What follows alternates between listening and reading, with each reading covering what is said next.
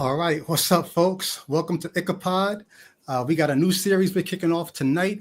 I don't know when you're watching. This is Conversations with Christians, and I've been looking forward to doing this for quite a while. So come on into the chat, go grab somebody, and let's get ready to talk about it. Got a great guest for our first episode in this series.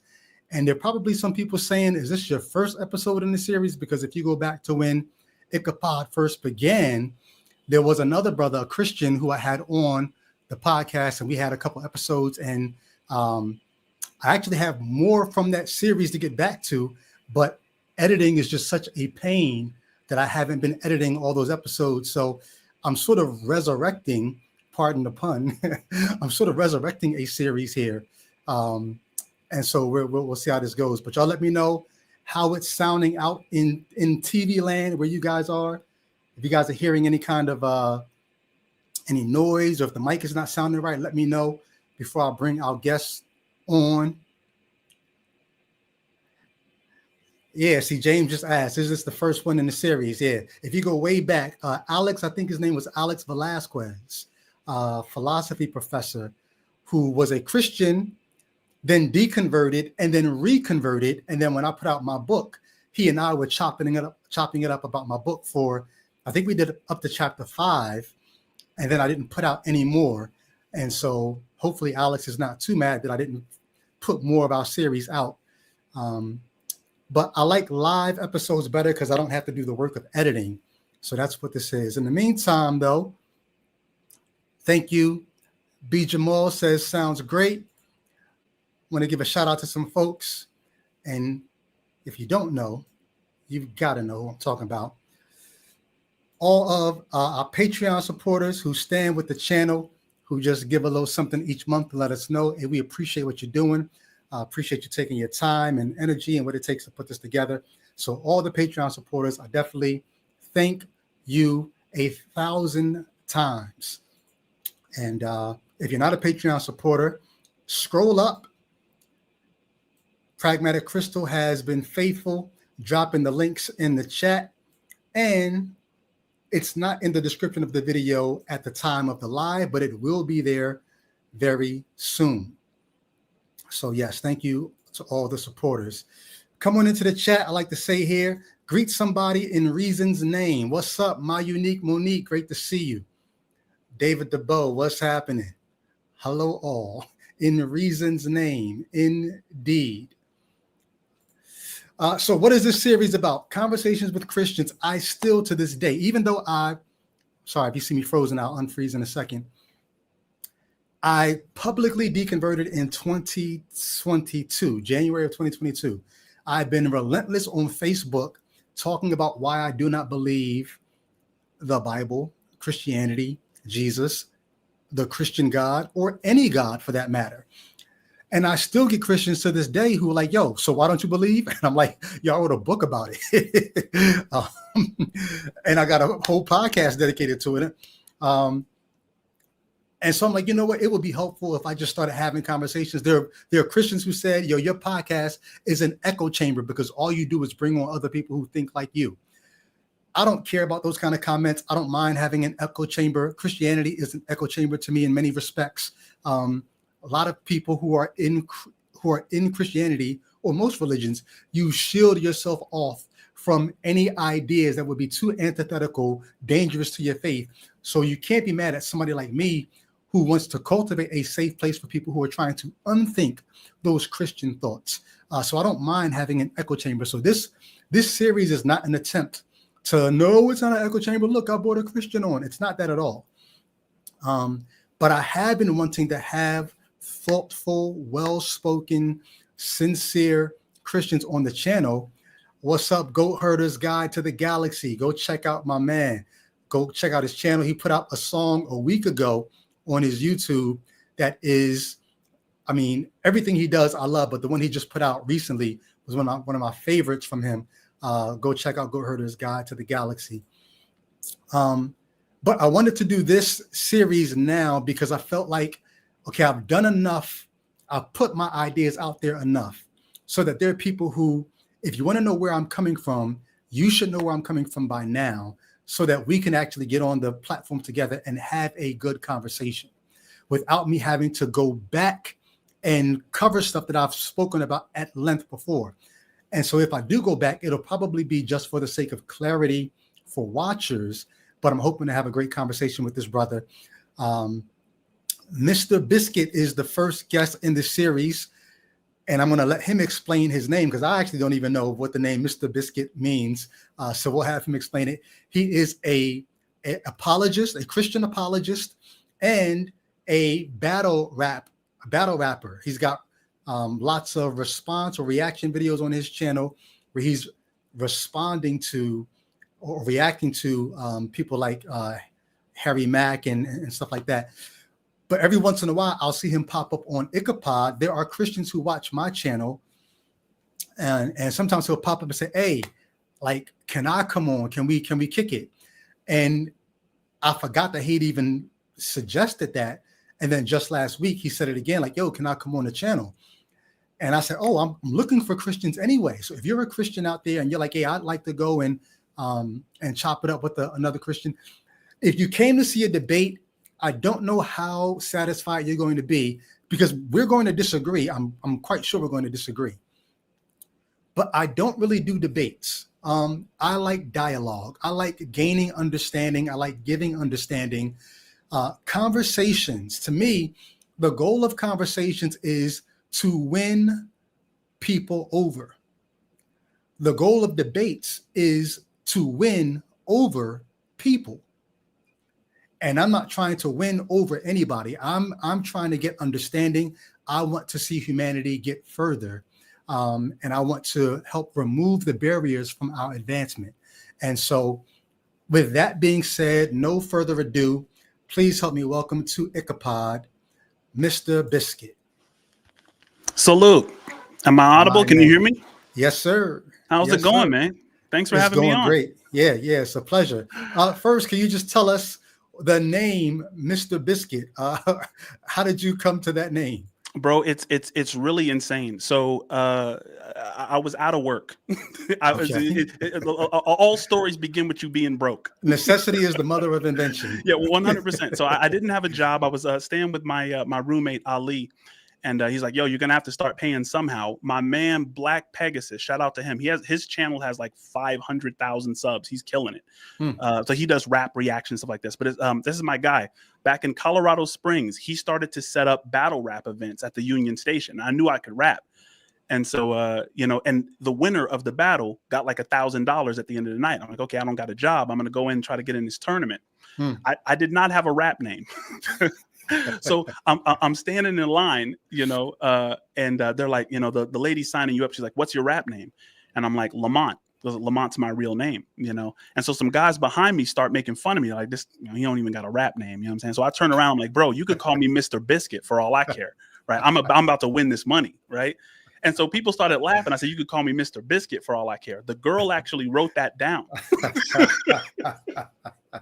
So, bro, I'm at the bar and they're like, calling up to the stage, Mr. Biscuit. And everybody's drunk by this time. So everybody's cracking up, right? It's like, and that's me. That's like, that's my name now. I got to run with it at that point. So, it kind of went down like that. I won the money and it just kind of became this chant, like Mr. Biscuit, like this guy's live. So it stuck. Now, I think I heard of you back before I came out as a non-believer. But where would I have heard? Like, were you in the Christian rap world, or were you just a Christian who's a rapper, but you didn't really mess with the Christian hip hop community? No, I did. I put out a couple albums as a Christian rapper. But as far as battle rap, I mean, the thing is, I'm blessed to. I'm very good at anything that I put my mind to. And that's not bragging. Some people are just gifted in that way. Like if I put my mind to something, I'm very good at foregrounding the relevant details and backgrounding the irrelevant. Like I know what to ignore and what to pay attention to. So when I started battle rapping, I just flew. You heard of URL? Yeah. I'm undefeated on the URL app. Oh, wow. So like the URL signed me for like a year. I went through their crucible process and I beat everybody that they put in front of me so far. But I don't really do it anymore. I'm 38. And you were a Christian while doing that? Oh yeah. No? Oh, absolutely. So did you have, I'm curious, did you have any kind of like, I think I remember back when people like Street Hymns and Loso were getting into it, Yeah. there were Christians who were basically like, I don't know if that reflects the character of Christ. You're going in there basically to tear other people down. You had people like Dayton who came from the battle rap world, who was sort of like Dayton. I remember Dayton said, if I were to get in the battle rap world, I would do unchristian things because I just have these old reflexes from what I do when I battle rap. So him as a Christian, he used to roll with Eminem and D12 and all them. Dayton says, as a Christian, I can't do it because I know what it brings out of me. But these other dudes, Loso and Street Hymns, they can do it because they've got sort of like, they've already connected their Christ likeness to their battle rap mode. Sure. So they don't have that old reflex. So I'm curious for you as a Christian going into battle rap, did you have to like beat down, I guess in Christian vernacular, your flesh to do it? Did you have any kind of like barriers, or what was it like? Not really. And the reason for me, with all due respect to people like Dayton, I know Dayton, I know Bizzle, I know Street Hymns, A Ward, Saga. Those guys are amazing. Shout out to those guys. The reason it never really hit for me is because I know that battle rappers are actors. Okay. You know what I'm saying? Like, and you're paid to entertain. It's not even like Scribble Jam where you're coming off the top of the head with it. This is all pre-written months in advance. And so Mr. Biscuit is a character that expunges my id. If you're familiar with like the id, the ego, the super ego, right? It's a creative outlet for my drive, right? And so, let me show you how Christian I was, because the Christian in me is like, you shouldn't have a creative outlet for your id. You should be crucifying the id. So like for you to have a creative outlet for it would be going against, and even as a Christian, I was not against battle rap, but I'm just saying, hearing you say that, that's what the old Christian mind in me would have said to that. I don't know if you have any response for that at all, but yeah, the whole crucifying your flesh, or as Paul would put it, die daily. I think it's dying to like malicious intent. And you know, I mean, and of course, there's a lot of people who stay out of battle rap who would be like, you know, that's a cop out. But if we go to like, you know, Christian actors and actresses or Christian musicians that sometimes want to tell a dark story about their past or create a dark narrative, I don't think that that access to what's true, which is namely God and Christianity, we'll get into that, I'm sure, but access to that shouldn't stifle your creativity. It should enhance it. Yeah, good stuff. Good stuff. I appreciate that. So I went and checked out your channel and saw all the reaction videos. And then I saw a few where you were dealing with, there was one where you reacted to the YouTuber Dontte Lamar. And I said, y'all would love to talk with him about his response. Shout out to Dontte too. Yeah. Have you ever kicked it with Dontte? I never have. No. Okay. Well, we may get to that. We may not. And I would love to actually like do a series of these if we have enough to talk about. So we may get to the Dontte piece today, but I only brought that up just now to say, I realize that your content on your channel that deals with your faith or deal with apologetics gets much less views than your content where you're reacting to rap. So I guess I'm just curious, like, why bring your reaction to Dontte Lamar up on your channel where people are coming to it for this content about rap?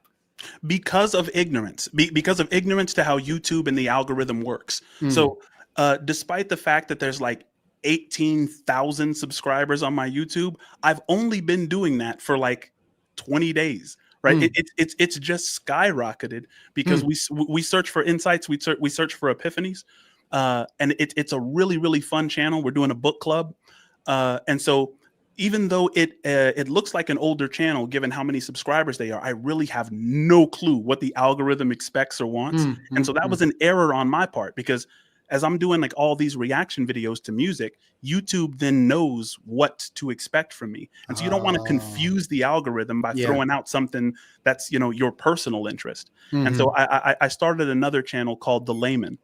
And the reason I call a channel The Layman is because Socrates said, "My wisdom consists in the knowledge that I know nothing," right?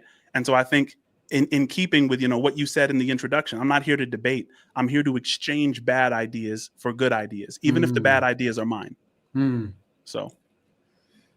Excellent, man. So does that mean the kind of content that's not getting the numerous views on your channel, the personal stuff about your faith and all that, that will be on the layman channel? That will be on the layman channel, yeah. Okay. And it's just for the sake of not confusing the algorithm. I want the algorithm to be able, like for the layman channel, it's going to get a hold of that audience so that I can always be tagging the same thing. And so it knows what to shoot for. So good stuff, man.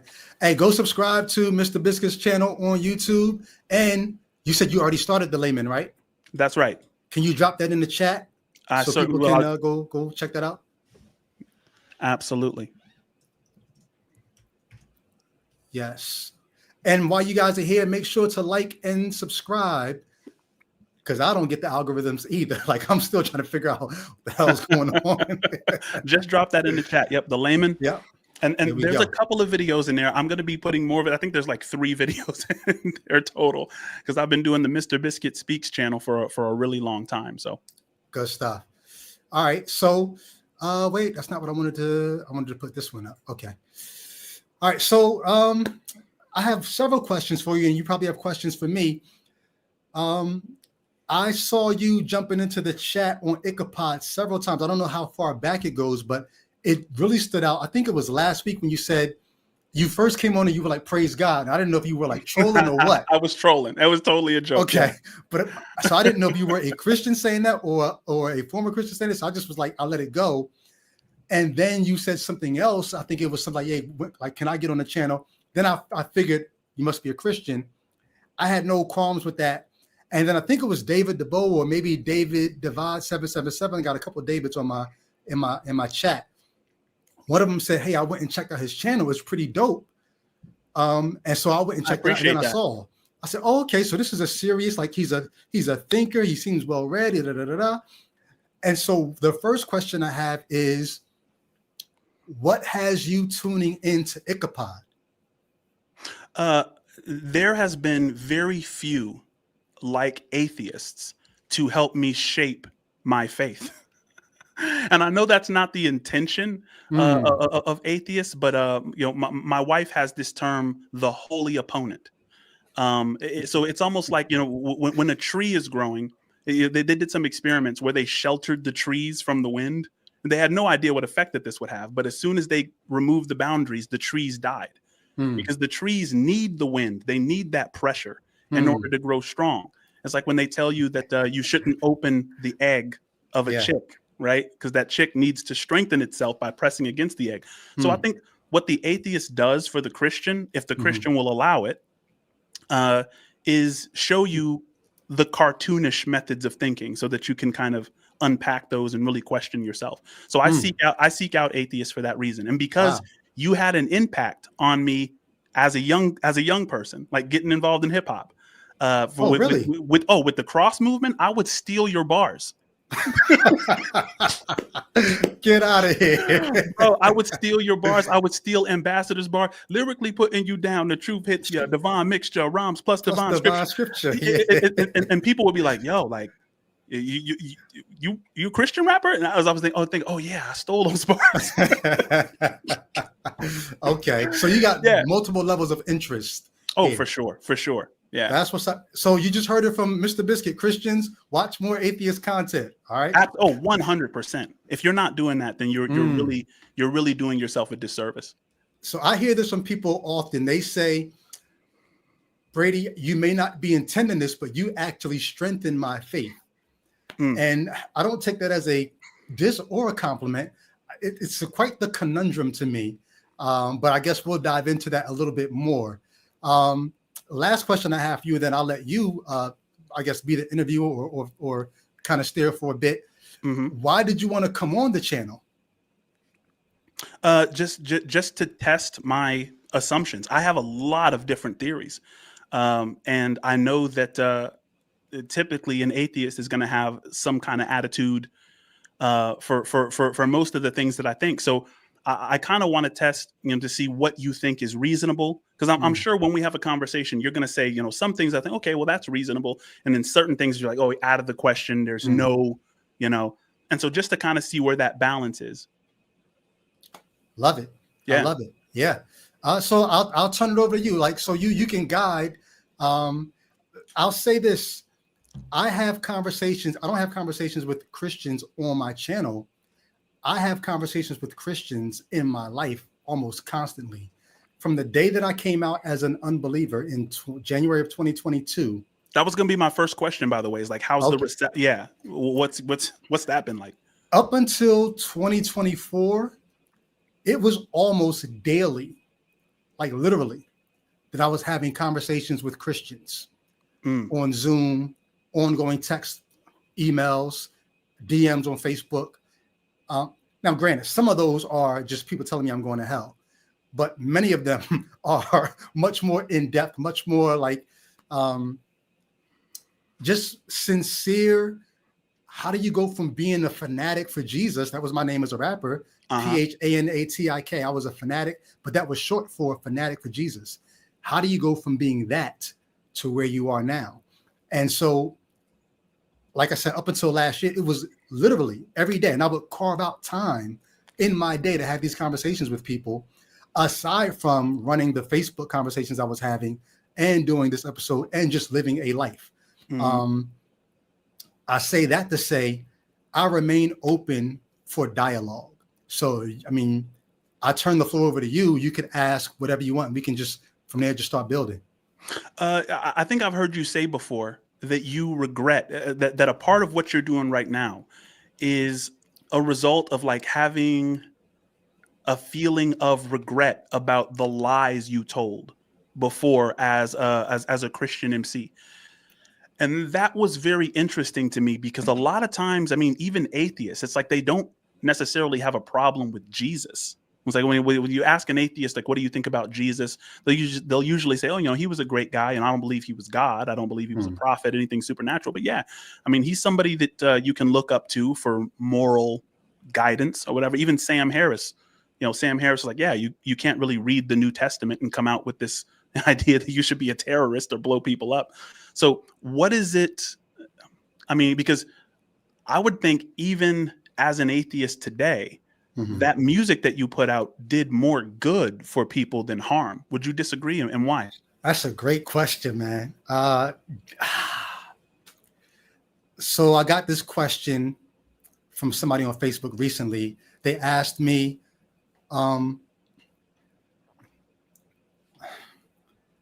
didn't I get anything beneficial from Christianity? And I get that question in a variety of ways. I did get benefits from Christianity. What Christianity did for me chiefly, amongst all the other things that it did, was it helped me to stop living a self-destructive life. Before I became a Christian, I was failing in high school. I used to get straight F's in high school. And I used to have one of my friends, my guy, Anthony, we used to brag about who got more F's on their report card. Like that's literally the kind of kid that I was. Wow. Stayed on punishment, stayed breaking curfew, stayed hanging out with the old heads on the block, drinking beer. And I never drank beer because I grew up in church, so I knew certain things were wrong, but I hung out around them. I never sold drugs, but I was a lookout kid for the drug dealers. Yo, the cops coming. I hung out on, like, I was just always in the streets, always cutting school, getting with girls, hanging with it. And I have no idea where I was going to end up. The only goal I had was to not live paycheck to paycheck like my parents. And I didn't know how I was going to not do that. I saw them struggling. I didn't want to do that. Right. But at the point when I gave my life to the God of the Bible, at that very point, some of my closest friends started getting arrested, had people looking for them to kill them. And so I saw the way they were going. I would have been right there with them. Christianity saved me from a self-destructive life. One of the things that I say, though, is I remember getting up to go to school in the morning, and as I passed my mother's room, she would be praying on her knees. And I know she was praying for me. because I was a hellion. I was a terror. So I know that when I became a Christian and I stopped cursing, I stopped sleeping around, I stopped cutting school, I stopped jumping people and getting people jumped and all the stuff I was doing. I know my mother's prayers were answered. And I have no idea where my life would have ended up had I not become a Christian. I am grateful for that, let alone the career that I had as a Christian rapper and developing my skills as an educator and teacher. But the thing that I wish my mother, my society, my community, my family would have had a way to get me to stop being self-destructive without lying to me to do it, without telling me there's an eye in the sky watching you when mom's not around, and there's a hell waiting for you. Last thing I'll say, and I'll let you go. My grandmother told me when I was about 9 years old, if you don't eat every day, you're going to starve, right? I said, yeah, that makes sense. She said, well, prayer is like food for your spirit. If you don't pray, your spirit's going to starve. No matter what dirt I did from that time all the way up until probably somewhere in like the mid 2000s, I prayed every single night because my grandmother told me if you don't pray, your spirit's going to starve. Like those were the ways that they got me to stop being self-destructive and start thinking about being constructive. You know, the 5%ers, right? Right. Jay Electronica says he was homeless on the streets until the 5%ers rolled up on him and informed them, you either build or destroy. Everything you do in life, you either build or destroy. Well, that changed his life. So the 5%ers have a way of getting people to stop being destructive and start being constructive. There you go. And so that's what Christianity did for me at the foundational level. So yes, the rhymes that I wrote, the stuff that I said, there was something constructive in it. But I just wish I could have got that without having to embrace what I now think is mythology. Got you. I appreciate you saying that. I mean, as far as mythology, did you happen to catch, there was a debate between Richard Dawkins and Jordan Peterson, and it was recent. It was on the Cosmic Skeptic channel. No. That sounds interesting. But Jordan Peterson, he wouldn't be the interesting one, but go ahead. Yo, like the Jordan Peterson slander these days is absolutely absurd. But him and Dawkins talk to each other because Jordan Peterson is troubled. It's clear. He cries on every other interview. He has something going on.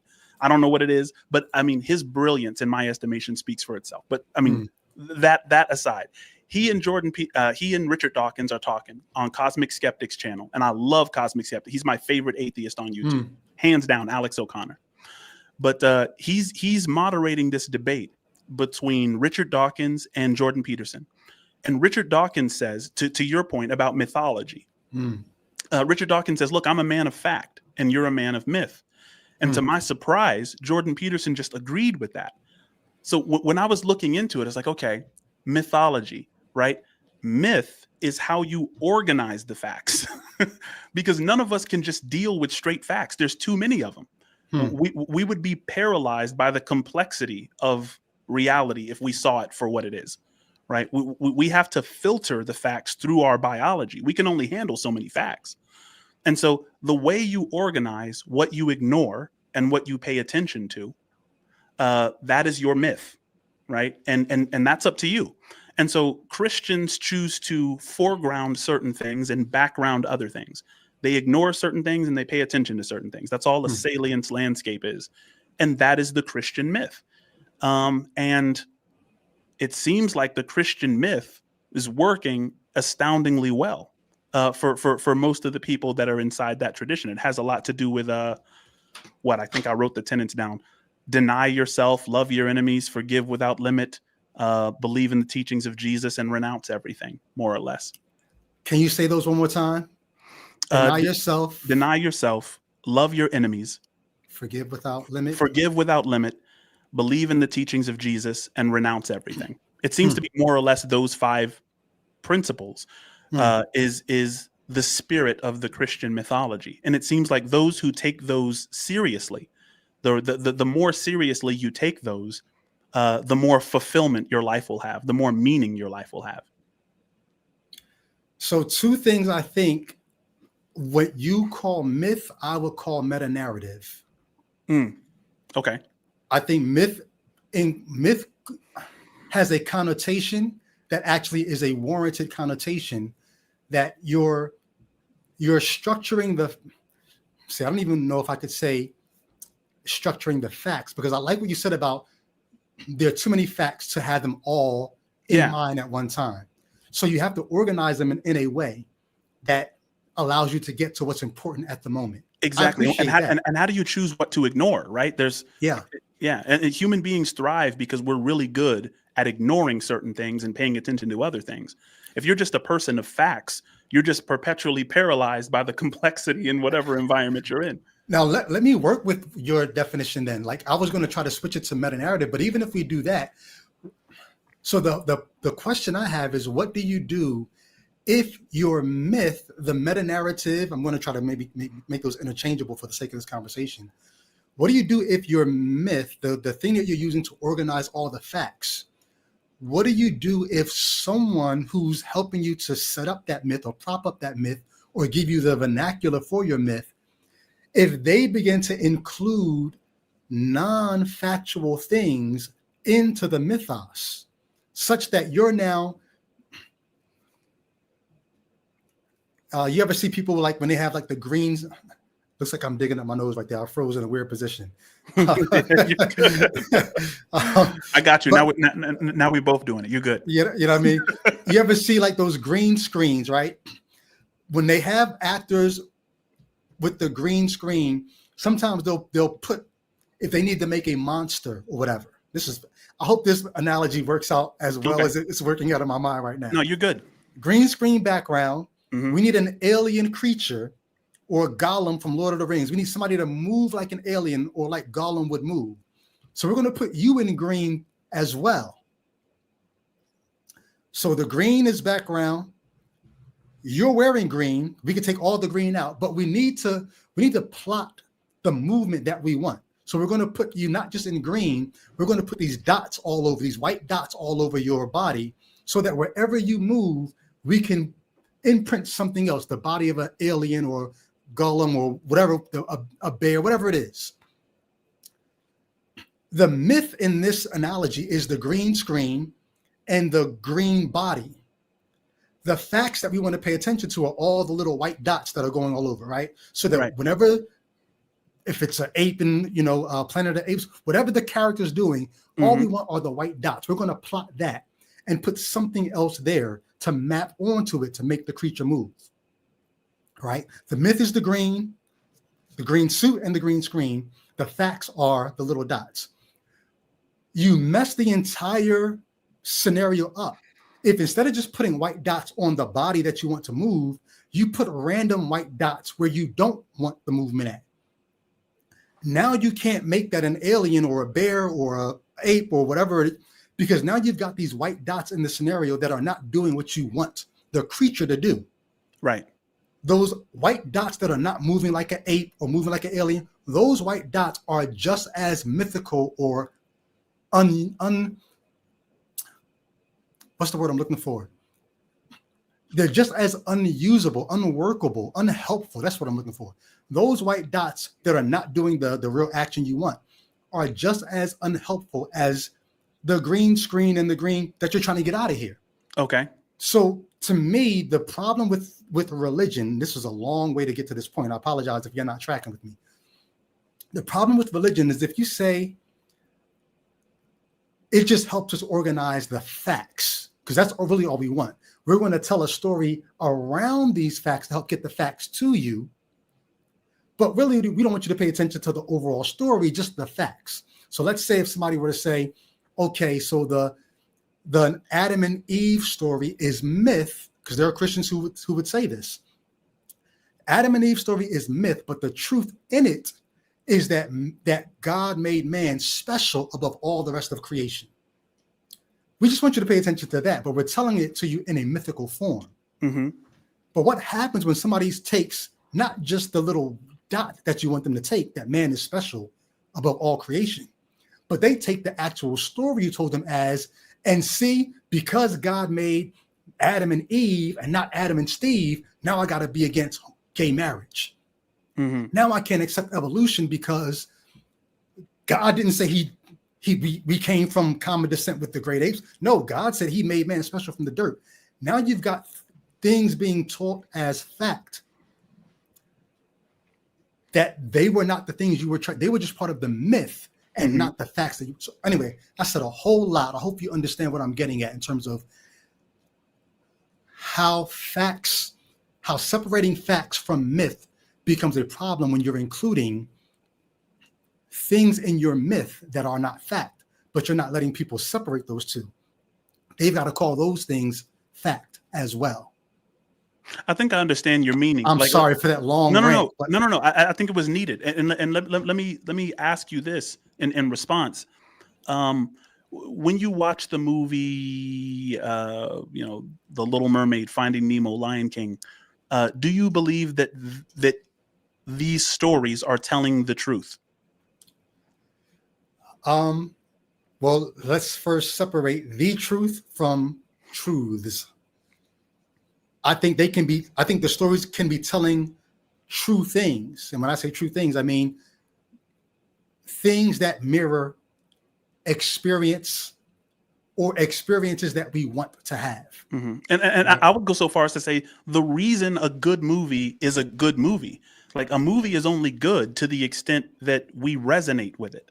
And like, and that deep resonation is like, yeah, there are tools in this movie that I can actually use and apply. Right. And so when we say, oh, this movie was so good, you got to see this movie.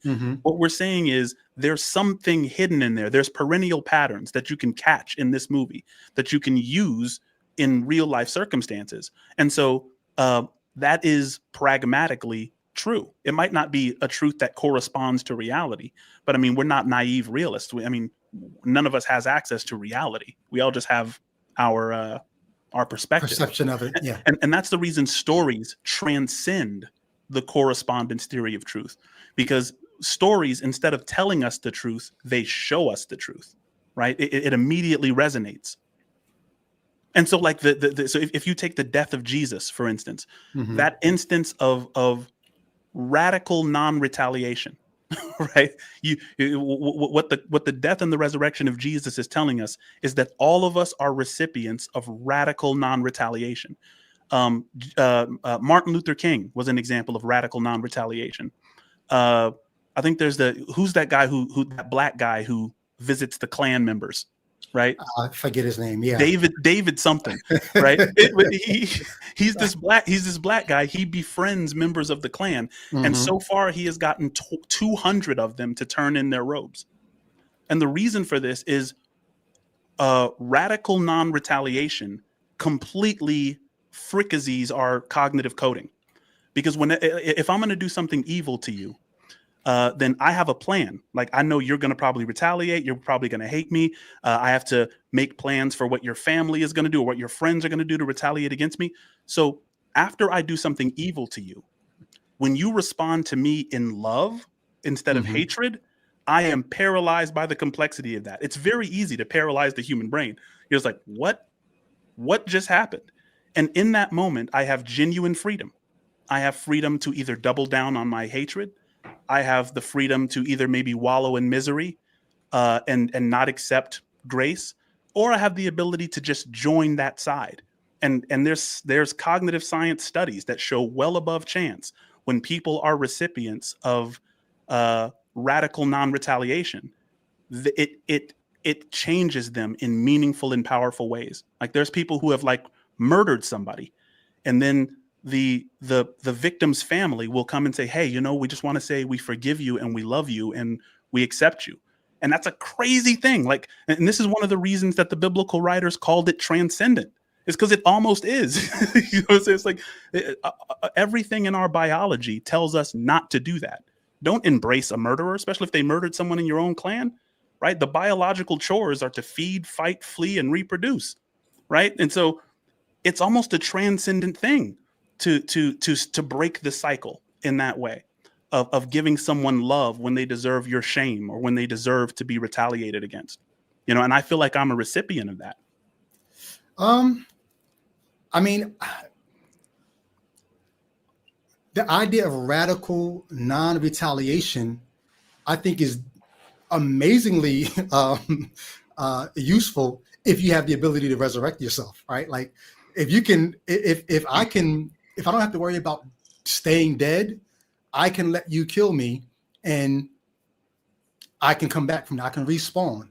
No. Check this out about staying dead. About Mm-hmm. staying dead, right?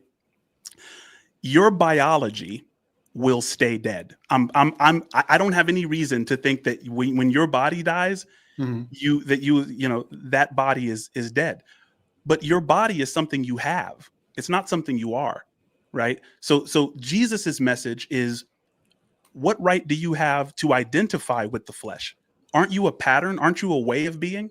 Right? You were a rapper. You still like hip hop. You're a deep thinker, right? These are what you really are. You're really these patterns. So the low resolution image of what you are is a human being. But even science is telling us, it's like, when you look closely at any object, you'll see patterns. Like even this water bottle cap. If you look closely at it, you'll just see dancing molecules. You'll see processes. So similarly with you, what all Jesus did is say, hey, look, I am not a human being. I am a way of being. I am the way, right? And by identifying with a way of being, you can't kill Jesus, right? Jesus is going to resurrect as soon as you kill him. He's a way of being. So which is the reason, when Paul on the road to Damascus, Jesus says, Saul, Saul, why persecutest thou me? Jesus is like, I'm still clearly here, So I'm curious, because one of the issues, well, I don't even go there. I'll just ask, do you believe that Jesus did rise bodily? I don't know whether Jesus rose bodily. Okay. But I will say that Jesus never made it a salvific issue in Matthew, Mark, Luke, or John. I know the Apostle Paul did. Mm-hmm. The Apostle Paul said, look, without the resurrection, your faith is worthless. And I have no reason to believe that he didn't mean the bodily resurrection when he said that. But Jesus was asked multiple times what's necessary to be saved. And even in the post-resurrection appearances, Jesus never said, hey, by the way, this resurrection and your belief in it is absolutely crucial for your salvation. So we're getting into several different issues that will come into play. Is you've got multiple people putting words in Jesus's mouth and putting beliefs in the Christian's mind. So you have Paul, who's the first writer. Like, we don't know about Jesus until Paul writes, and then we get the gospel writers, decades after that. Mm-hmm. So, but you've got all these different people. Shout out to Michael Apple. We were just joking about this on Facebook today. You've got all these different people writing about what Jesus thinks, what Jesus has said, and what Christians ought to believe. And Christians spend a lot of time harmonizing these ideas.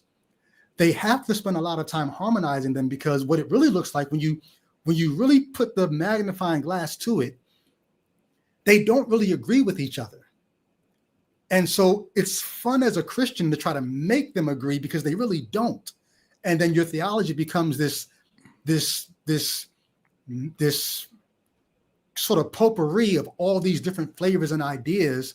And you could find yourself thinking one way, but then also leaning another way, and then living in the tension between these two different ideas. Mm-hmm. All that is just to get back to the point of the idea of Jesus being a way of being and not being a human being. Well, I mean, look, was Jesus a human being? Of course Jesus was a human being, but a human being is just a low resolution image of a way of being. I mean, and I think that goes beyond. I mean, that's worldview transcendent. That's just basic science now. I mean, but because like the thing is, if you were to meet with your friend for coffee, and instead of acting like you were acting like me, they would be like, whoa, something's off. You look like you, but you're acting in this. They know your spirit. They know your way of being. Right. And so Jesus was saying, look, I am primarily that. Right. I am the way. Right. And he didn't say I am a way of being. When he said I am the way of being, he's saying this way matches the divine way. This is God's way of being, because God is spirit. Right. Yeah. So it's interesting.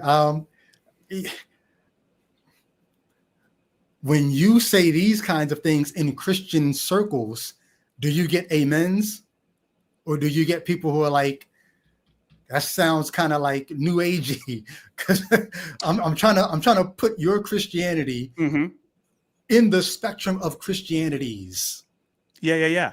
Of course, there are certain Christians who would say that I'm not a Christian at all. But those are the same type of Christians that would say the Catholics are an apostate body, or the Mormons aren't Christians. And what I do to them is I quote them the words of Jesus, right? Jesus was approached by his disciples and they said, oh, there's somebody who's healing and casting out demons and he's not among us. He's not using your name, right? Or no, he's casting out demons in your name and he's not among us. That was the thing. And Jesus said, let him alone. Those who are not against us are for us, right? And there's another scripture where Jesus says, I was thirsty and you gave me water. I was hungry and you gave me food. And they were confused. He said, when were you thirsty and we gave you water? When were you hungry and we gave you food? And he said, whenever you did to the least of these, you did it to me. Which in my mind means there are people who will see the kingdom of heaven who will have no idea who Jesus is. They were just participating in the way. They were participating in the way of being, which is what Jesus always was in the beginning. And so I think a focus on the historical Jesus, the man, the human being, it's important, but it lacks depth if that's the only, so. So I guess in what I'm trying to understand is, do you see Jesus as just one of the ways of being, the highest way of being, the only way of being? Like, where would you, because this will help me understand what brand of Christianity you're actually bringing. Because there are Christians who would say no, like the New Testament faith. What's the guy who wrote the book? Is it Discovering God? I have it in my Kindle. He won the Christianity Today's award for basically trying to reconcile Christianity with all the different religions, and he basically made it sort of the highest amongst all these other acceptable ways of being. I guess I'm just, do you think that Christianity has a higher truth value, or do you think it's just one of many roads to truth? I think it's the highest truth value, because God is the superlative that makes our comparative categories make any sense. So, I mean, there's lots of different ways of being.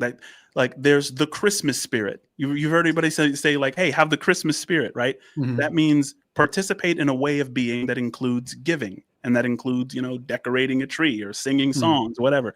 That's the Christmas spirit. And there's lots of different, there's a spirit of, fatherhood, and there's lots of different things.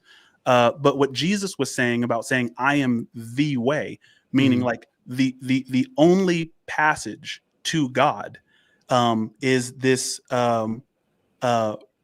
radical non-retaliation and renouncing of everything, meaning not identifying with anything transient, including your own body, right? And that's a very difficult thing for a capitalist.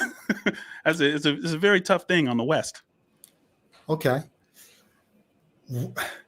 The things that you laid out, those pillars that you just laid out, I was going to ask, what is it that makes Christianity higher than, let's say, Buddhism? And I guess I'm wondering, would you say, is it those things? Is it the radical non-retaliation? Is it because when I hear radical non-retaliation, even when you talk about, like, let's say Dr. King, right? Many people look at what Dr. King and the nonviolent movement, they look at what they did and say, oh, see, that must be the way. Very few people factor in that Dr. King and the nonviolent movement is not really what won the day. What won the day was you had the Black Power movement waiting in the wings. And the powers that be knew, who was it? One of the leaders from the Last Poets, right? The Last Poets said, when y'all killed Dr. King, you destroyed your last chance at dealing with the peaceful version of me. Now you're going to have to deal with this other version of me. So it wasn't just that the non-violence and the radical non-retaliation melted the hearts of racist whites and made them say kumbaya. there was civil unrest. There were riots in the streets. There was, you know what I mean? Like, so Absolutely correct. That's I guess absolutely correct. that makes me wonder. It's like, what is the good of radical non-retaliation? Like, if we practice radical non-retaliation, who was it? Is the old quote, "An eye for an eye makes the whole world blind." Like, at some point, you're not here to benefit from what your non-retaliation produced. Someone else can get the benefit from it, but you can't. Now, every time you say you can't, you're pointing to the body. Individual. You're pointing to the individual, right? And I think that Christianity, and to answer two questions at once, right? Christianity and the other world religions are fundamentally similar and only superficially different, right? So you know, in the Vedas, they would say Tattvam Asi, meaning thou art that, you are the whole thing, or Atman is Brahman, meaning that this superficial separate self is an illusion, right? In reality, there is only oneness, right? There is only, you know, and Sufism under, you know, Ibn Arabi for Islam. So I identify with the Sufi mystics too, you know, and they would say the same thing, that you are just this temporary, you're this temporary state of becoming where God is the only being. So when you point at yourself and say, you won't exist anymore, of course you will. You only won't exist if you identify with that which is dying anyway, namely your body. Why would you identify with that? Right. And that's kind of that. The entire Bible is telling you not to identify with transient things. Whenever Satan shows up in the Bible, he's telling you, hey, identify with this thing. I know it's going to die, but just make this the most salient thing in your, you feel me? Yeah. So you may not agree with this. I think that the biblical narrative actually does the opposite. It doesn't try to make the one the many. It actually incentivizes the one with the idea that the way that you prolong you-ness, your individuality, the whole idea of a hope, whether it be heaven or whether it be just in the land that God restores, is the continuation of you as you. And so I do think it's kind of new agey to make the Bible's message, and far be it from me. It is probably like folks in the chat, like, why is he fighting for Christianity? Well, like who's the Christian in this conversation? No, but listen, before you continue, this is one of the reasons it's dope talking to you, is because you have that perspective. You were deep in the church before, so you can bring a lot of light. But go ahead, continue. So I think what Christianity and most religions do, even though I think you're right, when you start talking about the Vedas and you start talking about Hinduism and Buddhism, there are ways where I'm trying to say so many things right now. I think what religion has done is it recognized a fundamental problem of existence. A fundamental problem of existence is individualism. The fact that I identify as me, and I have wants, I have needs, I have desires, I have agendas, and I'm going to go about pursuing those. And I'm even going to do it. So it's not just having self-interest, it's selfishness. I'm going to pursue those wants, desires, goals of mine at the expense of someone else. That's where self-interest transfers into selfishness. Okay. And what most religions have done is they recognize it's that self that's the problem. How are we going to solve it? And they've each come up with individual ways to help beat down the self. Christianity has its own way of beating down the self. It's the idea of dying to oneself. It's the idea of loving the neighbor as oneself. Right. But there's still this idea of, but you've got to at least acknowledge and recognize and love yourself first. There's not this, you don't start with the obliteration of self. You start with the recognition of self. And then what you want for yourself, want that for someone else. So Jesus says, do unto others as you would have them do unto you. He stole that from Hillel the Elder, who says, what is objectable for yourself, don't do that to somebody else. There's always this recognition of the self, And then what Christianity does is it finds a way to prolong the self indefinitely. See, Right? and Right. I agree with everything you're saying. I would just reverse it.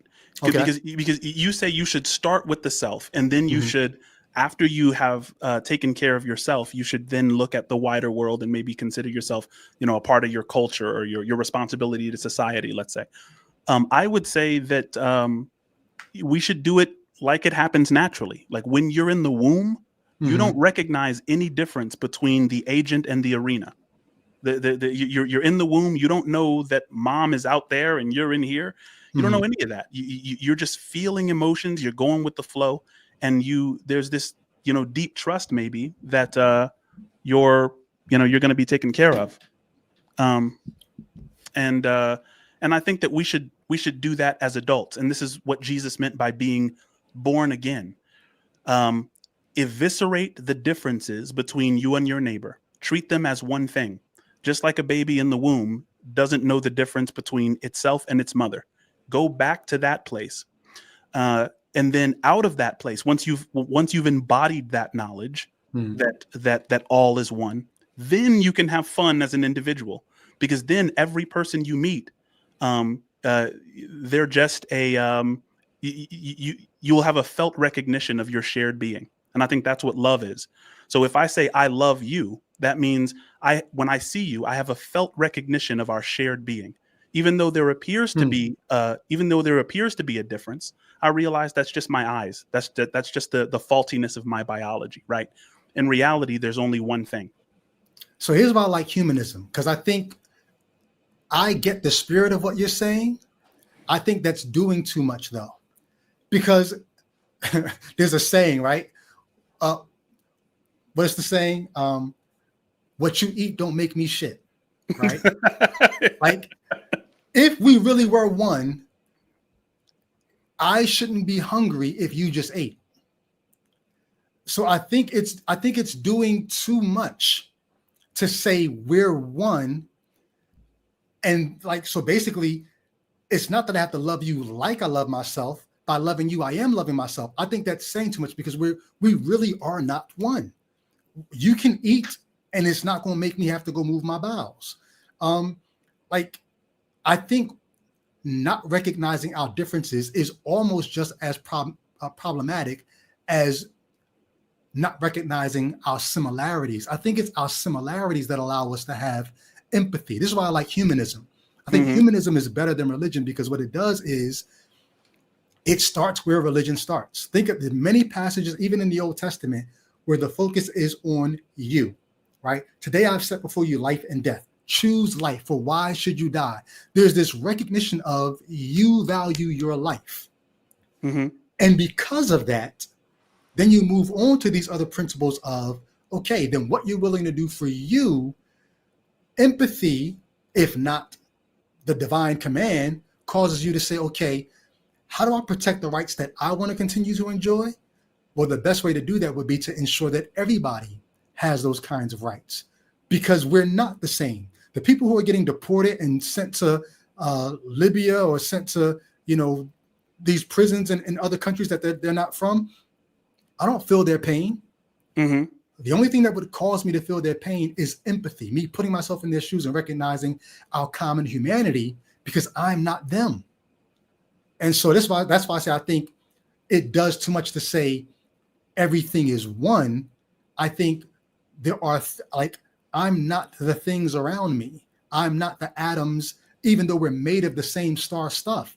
I'd like to say, like, all of us, we are the story being told by the stars. Like, some stars exploded, and in that disintegration, they recombinated in what we see now, and they're disintegrating and reintegrating in all these marvelous ways. We're made from the same stuff, but we are not the same thing. We're made from the same stuff. We're not the same thing. Let's take this to a scientific level. And I take very seriously that I'm not a scientist. I'm not a physicist, right? So take everything I say with a grain of salt, right? We're just chopping it up. You've heard physicists say that there's more empty space in your body than actual matter. That your body is mostly empty space, right? Well, I've not heard that. I've heard that about the atom, but yeah. And yeah, so the atom is mostly empty space, and your body is composed of atoms. So on a particular resolution, empty space is all that's there, right? And the empty space connects to the empty space in your room right now, and that empty space connects to the room outside of the room, connects to the empty space outside of the room. Like walls cannot hold empty space because they themselves are made of atoms, which are mostly empty space. So all of the empty space in your body is connected to the empty space in my body, right? We're just under a temporary biological illusion, and it's very good that we see this illusion, because if we didn't, we wouldn't be able to feed, fight, flee, reproduce, and accomplish our biological chores. But I think it's almost beyond religion at this point. I think it's even it's common science that we're all connected. Like it begins with recognizing that the universe is dead silent, right? If I'm speaking into the microphone, air molecules are heading towards your eardrum. Your eardrum vibrates. The cochlea translates that vibration into an electrical signal that it sends to your brain, and then your mind interprets that electricity as sound. So sound is only happening in your mind. Anybody who's watching this video, the universe is totally silent. That's like the first thing they teach you in acoustic phonetics, right? Not only is the universe entirely silent, but it doesn't look like anything, right? Color is what happens when the light spectrum hits your eyes, right? So if there were no eyes, there is nothing to see without eyes, right? It's all happening in your head. And so the Bible says, be still and know that I am God, right? God is found in the stillness because God is reality. And in reality, there is nothing to see, nothing to taste, nothing to touch. It is pure being. It's pure awareness. And because reality is pure being, pure awareness, when we interact with each other, we should remember that. And it's only when we forget that that we start going forward and scheming on each other and wanting to steal and wanting to, rape and take. And, I fall into it myself. It's very difficult. If you've been raised to identify with stuff, then yeah, you'll feel a certain hell as that stuff begins to deteriorate in the current of development. But I think that's what Christianity is fundamentally about: letting go of those attachments and embracing reality. So when you use the term God, I guess I'm curious, do you see God as separate and apart from creation, or one with creation? Both. So I believe in panentheism, which means that we are all in God. So the Bible says, in him we live and move and have our being. And that's the reason I always borrow the womb scenario. We're babies in the womb, right? And so an atheist asking me where God is similar to a baby in the womb asking his twin in the womb where mother is, right? It's like, show me evidence of mother. And I was like, well, the mother is all around us. Mother is feeding us. I mean, soon we will meet mother after we, go out of the womb, So in what way, I get the a part of, in what way is God separate from, and I'm living on the format of Christianity at this point to ask this question. In what way is God separate from creation? I don't think that God is separate from creation. I only asked because a minute ago you said both, and I asked, is God a part of or separate from creation? You said okay. Yeah. So what I meant when I said both is we're both in God, but what we see, God is more than what we see. So God is the whole universe and more. Okay. Yeah.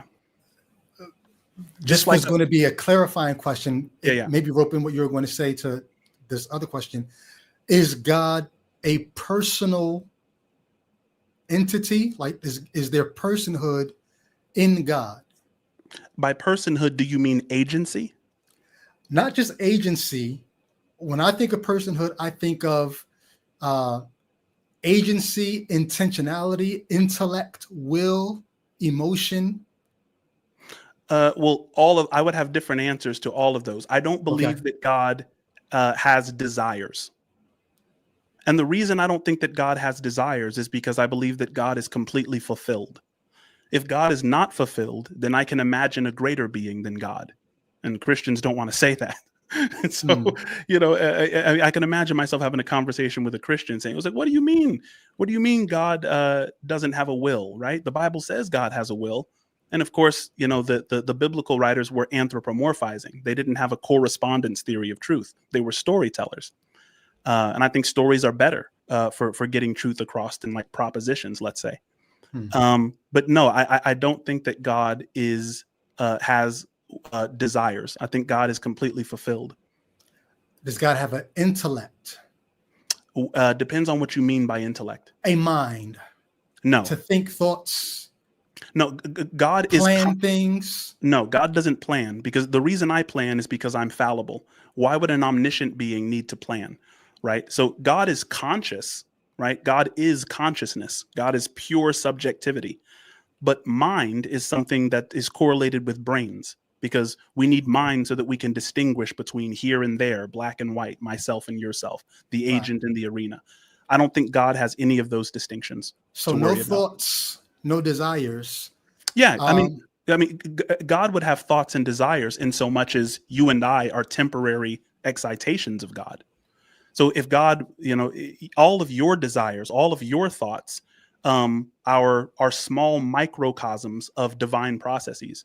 So human beings, we want to establish habitable order out of chaos. Whenever you wake up in the morning, that's your job. You're like, I have this chaotic, I have all these options, and I want to make this an orderly situation.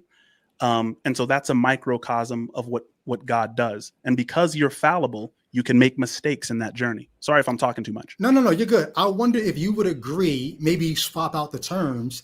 So Carl Sagan has a famous quote. He says, we, meaning humans without consciousness, he says, we are the ways that the universe comes to know itself.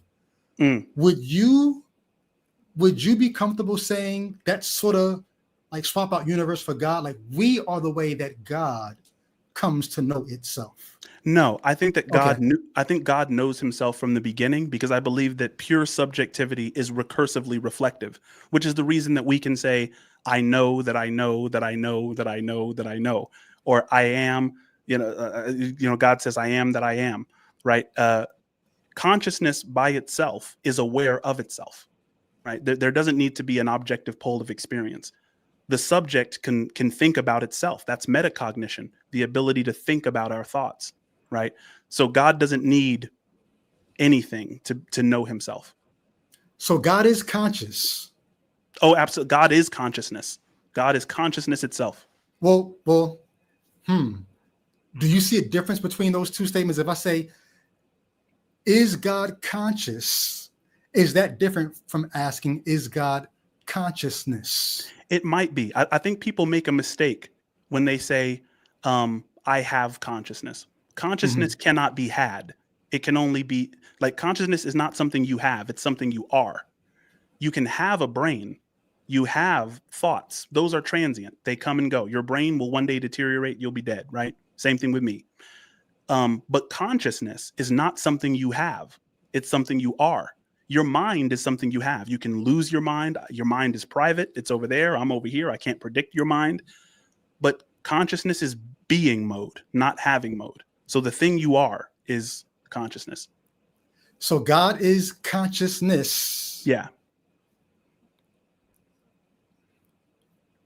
You wouldn't say God has a conscious, or you would? No one has consciousness. No one has a conscious.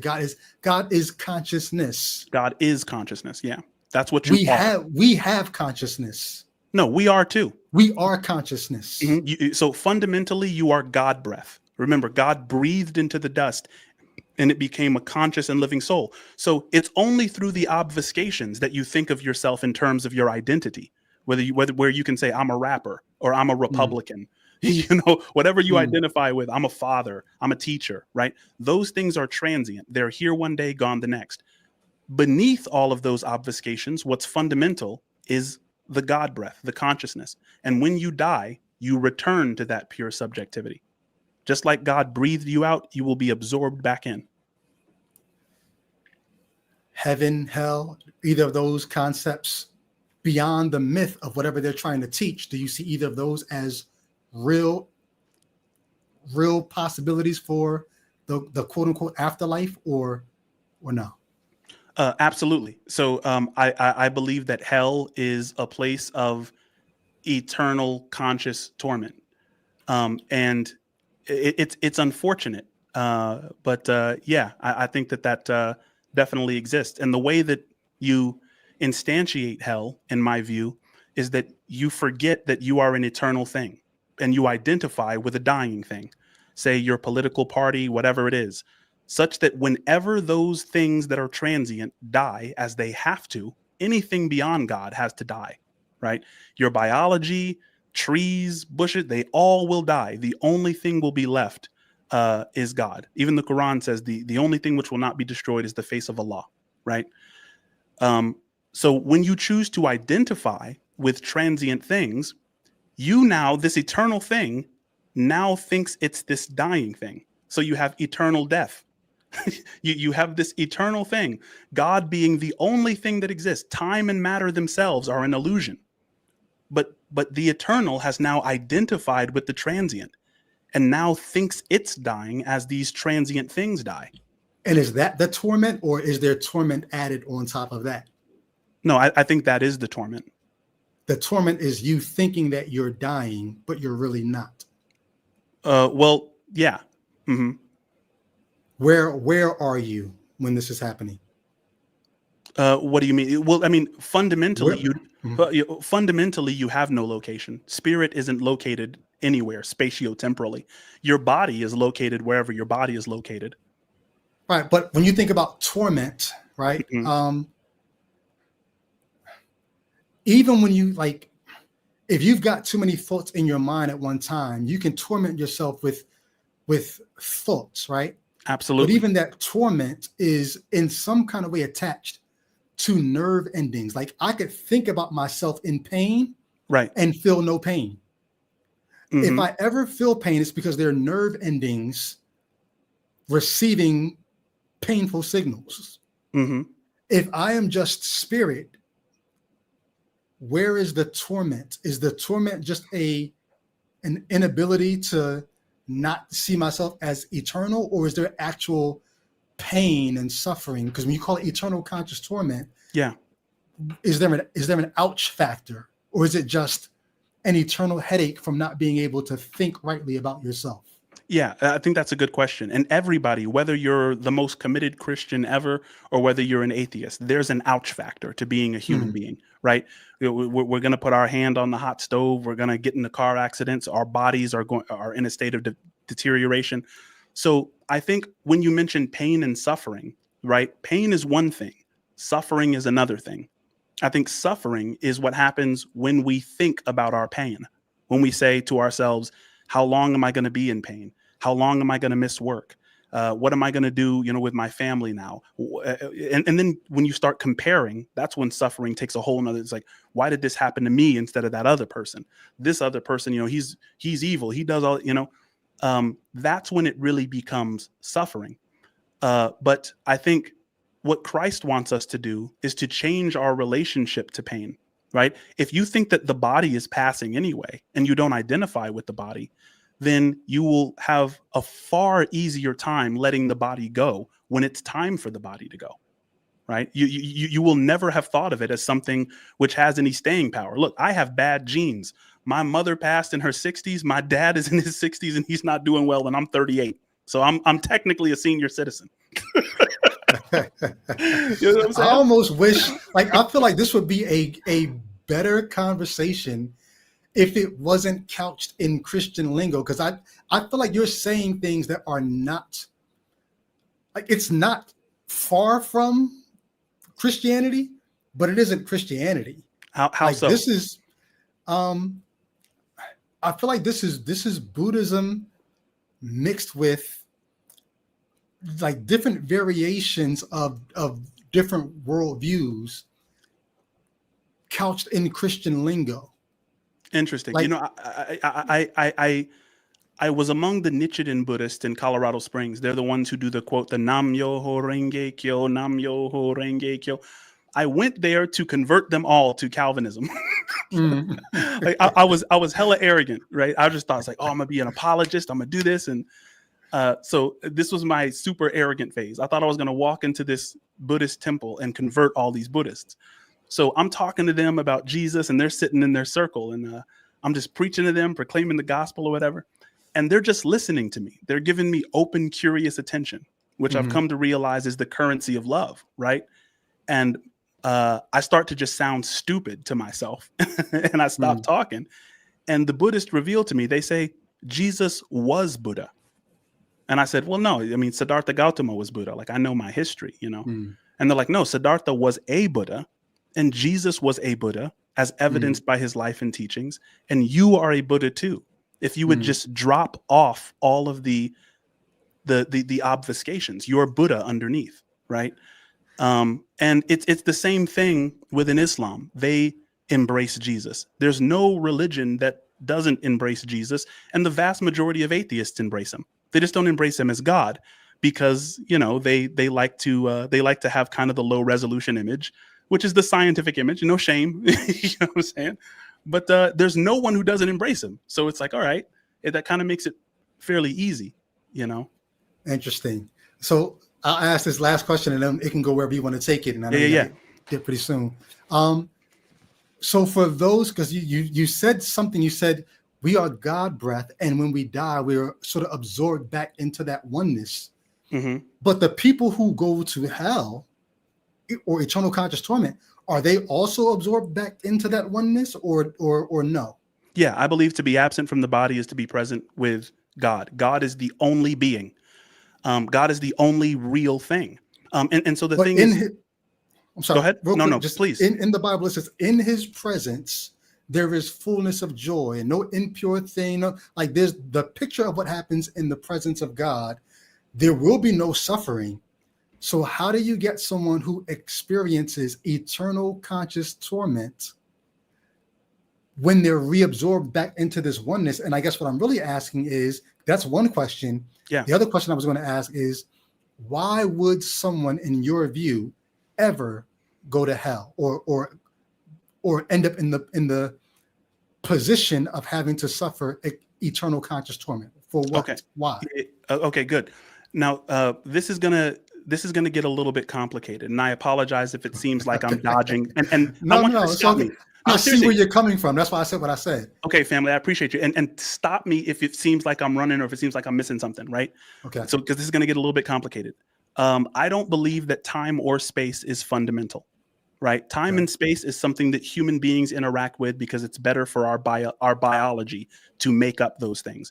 And this is not just me. They're exploring this in high energy physics. They're saying that time and space has no operational meaning beyond the Planck scale, which I think is like 10 to the negative 23 seconds or something like that, 10 to the negative 34 for space.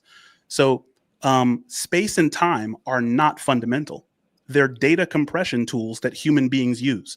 So what that means is, when you're in hell, right, when you are in this cognitively limited space where you want to murder, where you want to enact vengeance, when you want to do all those things, there is no time fundamentally.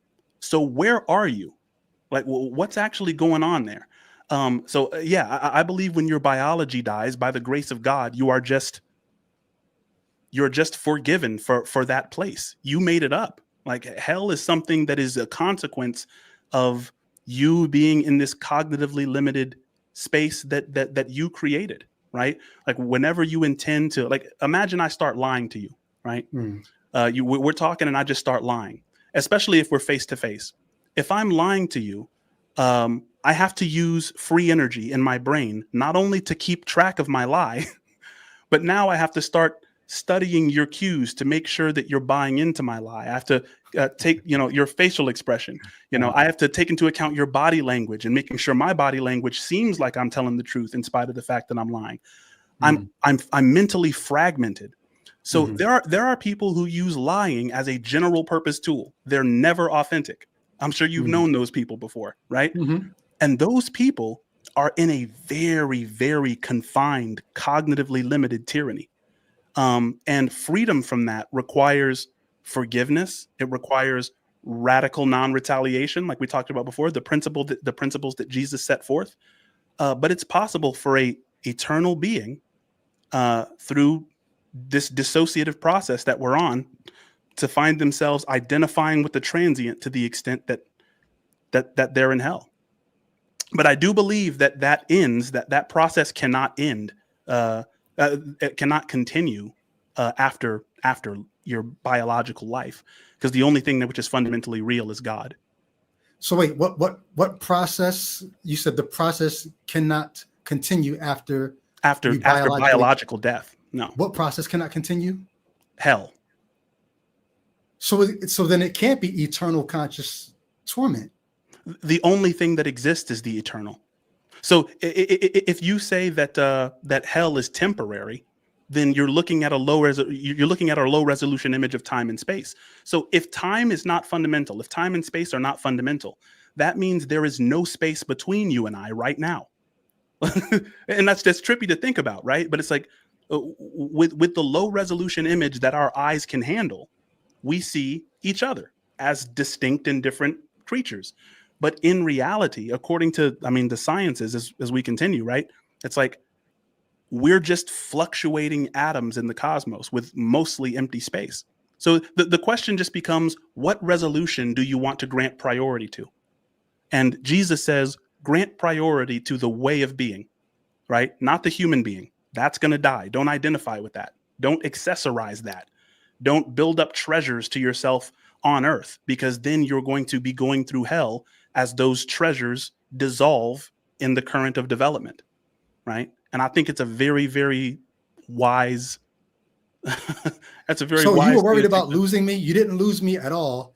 Like I said, I just think this is not textbook Christianity, and by textbook I mean Bible. Okay, but where have I gone against the scripture?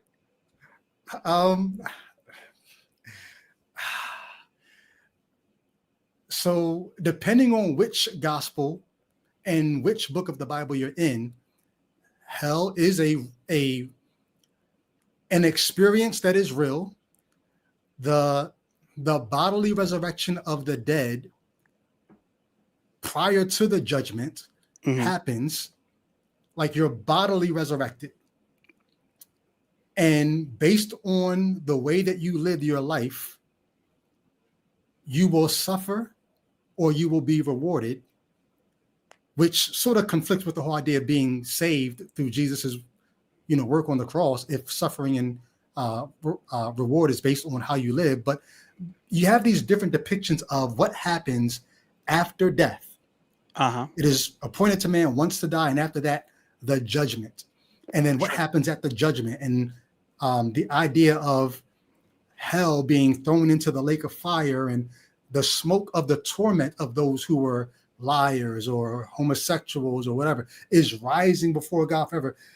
Now, you might say, no, those are just myths to help communicate the idea that you're going to have this eternally conscious experience of thinking you're dying when you're really not.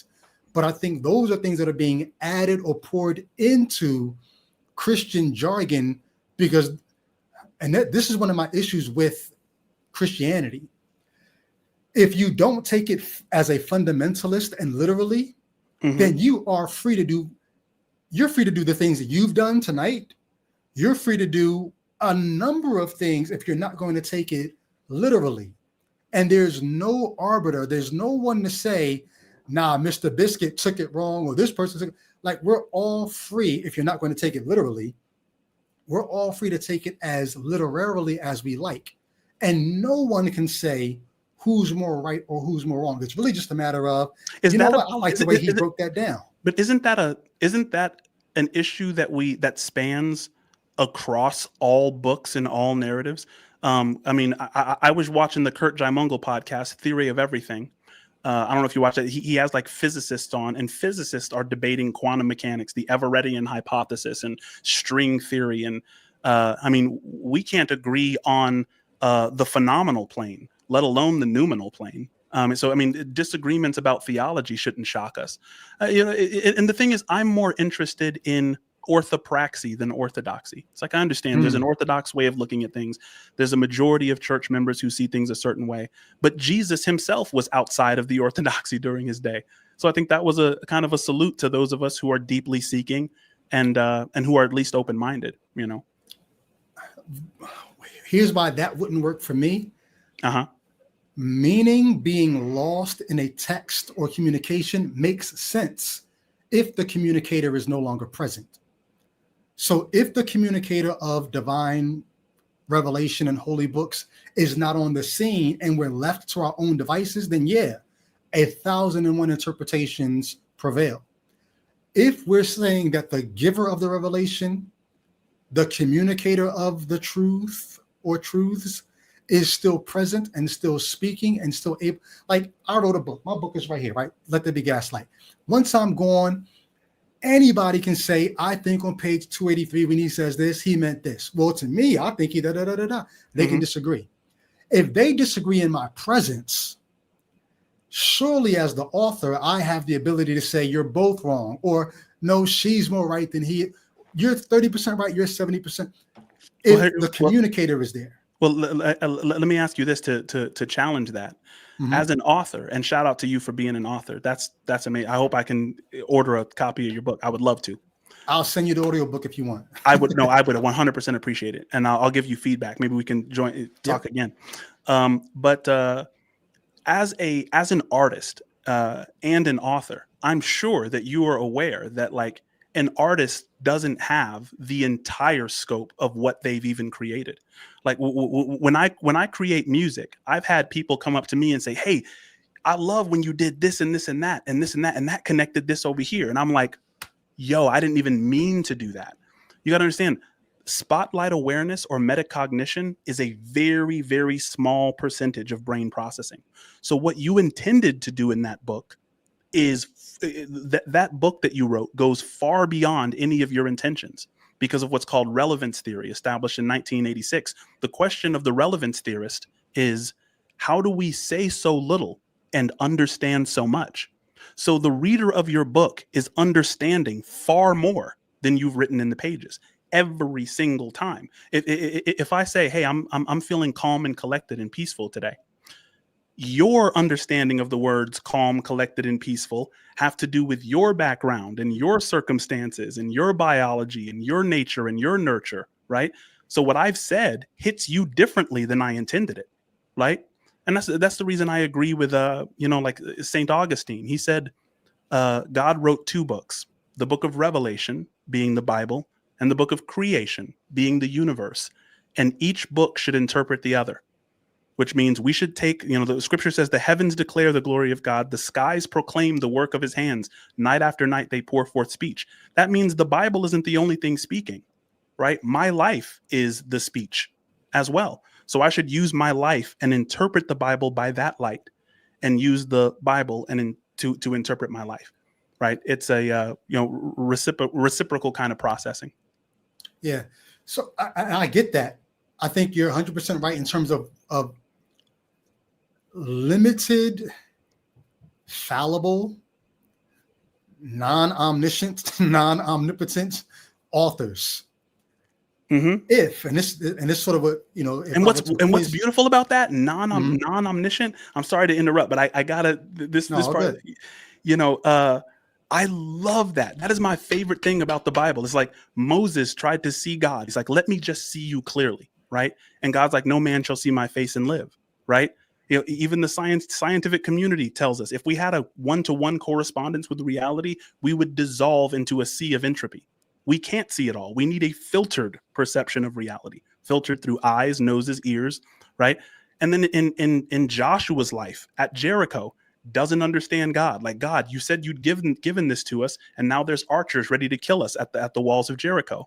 And the life of Job and Jesus's disciples were completely confused about Jesus's message. Throughout, the Apostle Paul said, I consider myself not to have apprehended it. Throughout the entire Bible, all of its writers are saying, I don't get it, but this is my best interpretation of the God that I'm trying to express to you. And I stand on those same shoulders. So what I'm getting at though is limited recipients of this revelation, limited interpreters of the revelation Mm-hmm. is one thing. Is the giver of the revelation, if the Bible is revelation, is the giver limited? Is the giver lacking in his ability to communicate its desire, its design, its here's what I wanted you to get from this? Or does the deliverer want 1,001 interpretations? Well, the deliverer doesn't want anything. The deliverer is completely fulfilled. So it's us that want things. So, but here's the thing: to reveal, like, if the Bible is revelation, that means a God revealed it. Mm-hmm. You don't reveal unless you want to be known. So you at least this is why I'm saying you're talking about a different God than the Christian God, I don't because think the Christian God wants to be known. See, here's the thing. I don't think that's true. Like Okay. if I reel in a fish and there's a fish on the end of my line and the fish can't breathe and it's writhing around, that's not a punishment from the ocean. The ocean is its proper place. It would be best if it were put back into the ocean before it dies. God, in my understanding, is like the ocean in that way. When you remove yourself, yeah, death comes because you have forgotten something which is fundamental. That doesn't mean that the ocean is there to judge you or that the ocean abandons its omniscience by focusing. Right? When you focus on something, you have to background other things. That's a definition of focus. So how can God remain omniscient if he's backgrounding things in order to focus on one individual object? I've never been able to make that make sense in my mind. And I think that it would frustrate God's fulfillment. What you're pointing at though is the problem with an omni God, right? If God is omni this and omni that, you can't have wants. You can't, yet you have a God who seems to have these wants. And like I'm saying, unless you think there was no purpose in giving revelation, you have to at some level say, God must have wanted us to know something about it. Otherwise, it would not have revealed itself in these ways. We're talking about knowing God right now. So you're familiar with the scripture, and we mentioned it already. Be still and know that I am God. Mm-hmm. Right? So I don't think that that's just physical stillness, even though I think that that includes it. I think it's being still in your mind. It's almost like a meditative state. Like quiet everything which is transient. The phenomenologist Rupert Spira calls it undressing, meaning take off everything which is not fundamental. And then once that stillness is established, you'll hear your intuition begin to speak, right? You'll just start to have feelings. And then the temptation when those feelings pop up is to label them. Like, oh, this is fear. That's the left brain. Like, shut that down, right? I mean, not aggressively, but let that pass and let that intuition speak. Right. And I think that is the voice of God. And the intuition is not saying what you write down. Right. Intuition is right brain. That's the master. The left brain is the emissary. It wants to codify. It wants to have. Remember, we talked about the modal confusion, the being mode and the having mode. God is pure being. And because we want to turn being into having, we have to use our left brain to interpret the intuitions and start writing things down. So, okay, this is what I think these feelings mean, right? And it's like it's okay for what it is. Don't worship it. Don't take it literally. Take it seriously. So then, would you say the Bible is revelation from a God, or just human beings trying to make sense of the God that they believe they're in communication with? Both, but I wouldn't call the revelation intentional. Okay. Yeah, I think that's the only difference. Yeah. So you kind of leave me without a, like, your Christianity is nebulous to the point where it's like I have a hard time calling it Christianity. I think you're spiritual and your terminology is Christian. And I would have a hard time trying to identify where you are in the spectrum, because every time I bring up a Christian principle, you don't necessarily throw it out. You just mean something different by those same words. I don't think so. I mean, Jesus, they asked Jesus, what's necessary for this kingdom you're bringing? He said, look, love the Lord your God with all your heart, love your neighbor as yourself. That's all that's necessary according to Jesus for Christianity. Jesus even said, in the scripture that I mentioned, there will be those who enter the kingdom who have no idea what Jesus's name is. There were just people who were going about feeding the poor and looking after the widow. Being a Christian is not as difficult as the West has made it seem. Jesus said so much. He said, you make it hard to enter heaven. That was his criticism of the Pharisees. With your doctrine, you've made it hard to enter heaven, and you don't even get in yourselves. And so I'm embracing the simple Christianity. I've been using scripture throughout, but it's like I embrace the simple Christianity that I think Jesus believed in. Yeah. Like I said, you have multiple gospels depicting Jesus different ways. I love that too. Yeah. Because what it means is you can't see Jesus as a stagnant object. Jesus is a complicated process, a way of being. And some of them were actually confabulated. So you know the story where Jesus, the woman caught in adultery, where he brings her and he says, he without sin cast the first stone. Bro, that never happened. That story was added way later. Dr. Josh White had to come to terms with that during his debate with Bart Ehrman. It's like he's like, yeah, this never actually happened. However, it is in keeping with the spirit of Jesus. Right? The biblical writers weren't trying to capture every historical detail of the actual historical Christ. They were trying to show you the spirit, the way of being. In the same way Plato said about Socrates, I have made Socrates more beautiful in my writing. What Plato was saying is, I'm not giving you every historical detail. I'm making some stories up because I'm trying to give you the spirit of the man instead of something useless, which is, how often he went to the bathroom. So this is the thing then. So then, could it all be fiction?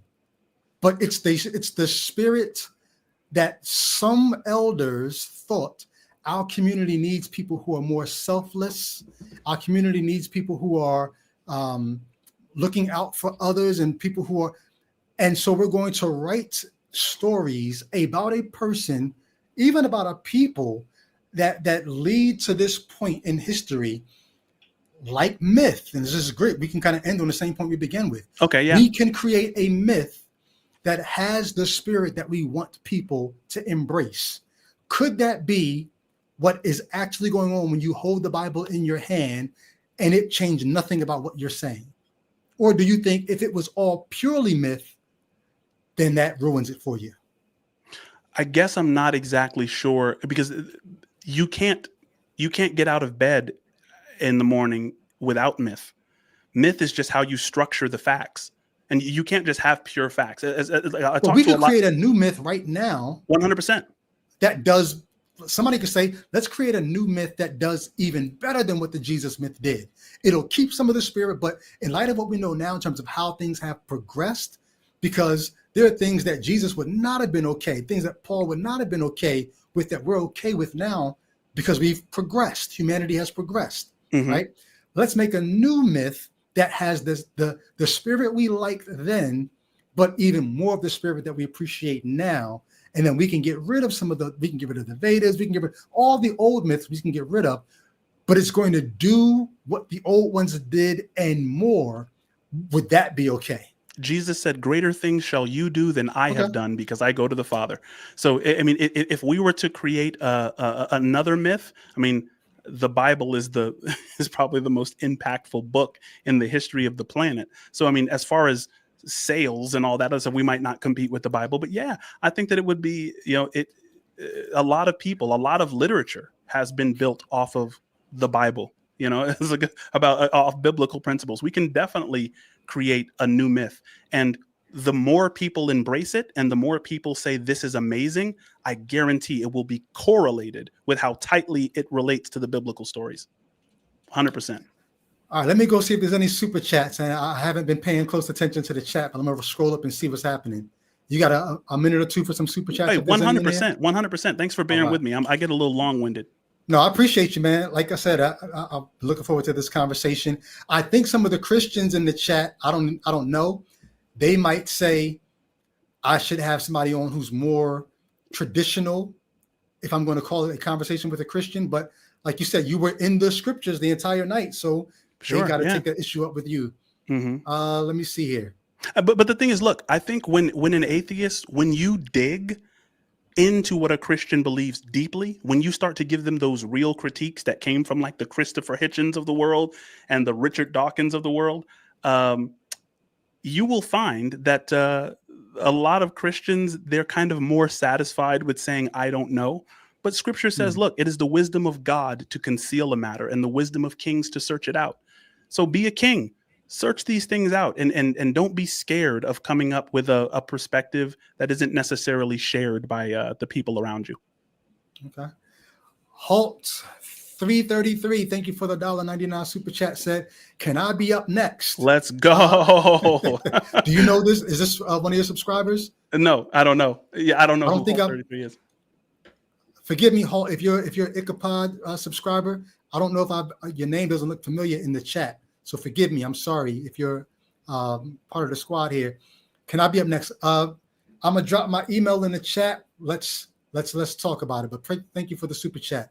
Still scrolling through to see if there's any others. If you got questions for myself or for Mr. Biscuit, yeah, make sure you go subscribe. Now I have live members in the chat. I have 38 watching right now. So if anybody wants to ask me a question from my chat, feel free to drop that. And I can let me know if you have any on your side, and I'll make space to get that in there. Thank you for your time, man. I know this is part of your work day. Thank you for working this in. No, for sure. I love this. I love this. I always want to challenge my beliefs and challenge my ideas. We didn't actually get into God, which we should at a later date. We didn't get to the existence of God. You know, we kept it on religion, which is fine. Yeah. All right. I don't see any more super chats unless you're typing it in right now. This is your last call for alcohol. Get it in. Mel, now Mel is one of my subscribers. Mel says, do you believe we created our creator? No, I don't believe that we created our creator. I think that we create an image of our creator. So there's a quote that says,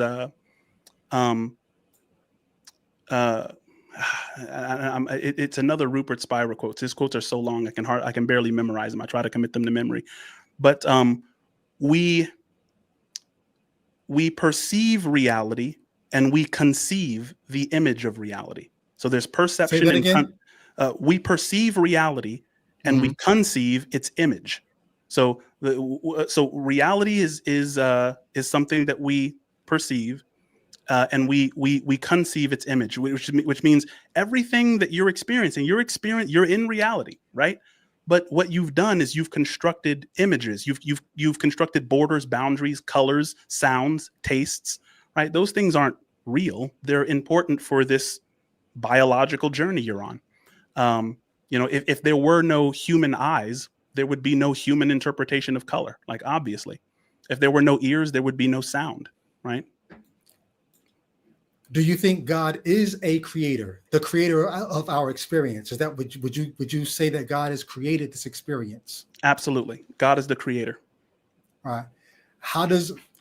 I have two questions. How does that gel with your idea that, and this is why I think the omnis create a problem. If God has no desires, right? Why does God create anything at all? God creates because he is pure being. So God is a pure state of unfolding and reaching, right? Without intention, right? It's not intentional. God is pure being with no objective pole of that experience. And that's what I think occurs after you die. I think the objective pole of experience melts away and you're returned to pure subjectivity, pure consciousness. And I feel like it'll, a part of me feels like it'll be a remembrance, right? And to remember means to reestablish membership. Before you were born, you were a member of this one whole, right? Right.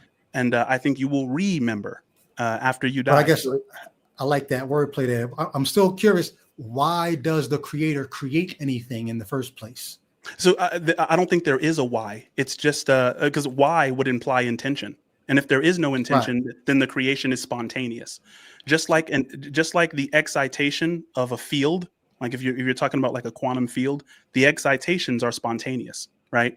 And so the creation of God, the creation of the universe, was spontaneous. So there's no meaning or purpose to it all. Well, meaning is only for something that's referring to something other than itself. So the word phone has meaning because it refers to this. The word phone doesn't refer to the word phone, it refers to the actual object. So God would have no meaning because God doesn't refer to anything beyond himself. He No, is I'm what's talking about the fundamentally creation. real. Is there a meaning for the creation Oh, for to sure. exist? Oh, absolutely. Creation is full of meaning, right? I think you're answering something different. Okay. I'm asking if the creator has no intention, Mm-hmm. then there's no purpose.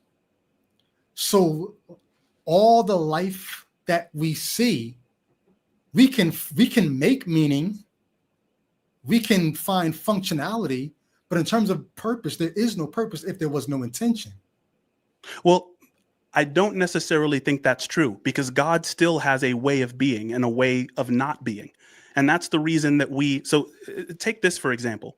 God is one, which means fundamentally the truth is that there's one thing. So how does that give us purpose, right? So the way that I should behave toward you, I should behave as if instead of two things, there is one, which means I should share. I should do these associative behaviors like sharing, So that we charity. could reflect the oneness that we come from. Exactly. And whenever I we get you. don't, whenever we don't reflect that oneness, we tend to call that evil, right? And so we didn't make that up. It's not that human beings created that. It's pointing to a fundamental truth. So when Jesus said, I and the Father are one, love your neighbor as yourself. And then Paul goes on to say, let this mind be in you, which was also in Christ Jesus. Do the same thing as him, right? It means when our behavior is in keeping with oneness, that's the purpose. And that's not something we made up. It points to a fundamental truth. So maybe I can ask my question. I can sneak it in this way then. If the fundamental truth is the oneness that we're trying to reflect and even get back to, what was the reason or the occasion for the oneness disintegrating into what seems like this multi the division? Like, why did the cell divide? Sure. Yeah. And I think that if anyone studies like Dr. Bernardo Kastrup's work, and I mentioned him, I think already in this, he's a philosopher. He has a PhD in philosophy and PhD in computer science, but he's the champion of analytical idealism. And what he says is it's a process called dissociation. So, wait, Yeah, lost the image. did I go blank? You hear me? Uh-oh. I think we lost him. Hopefully he'll dial back in. I still see him, man. Let me see.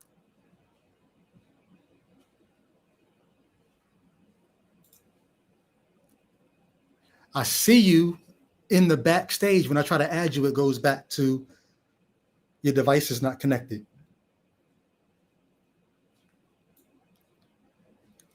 This is your last chance to get your super chat in if you got a question for myself or Mr. Biscuit.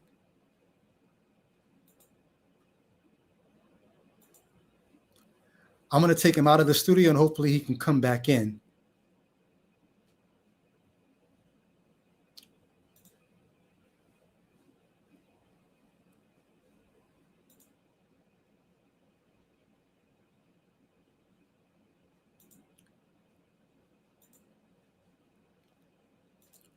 Mr. YouTube will be removed from the studio if you want to prevent him.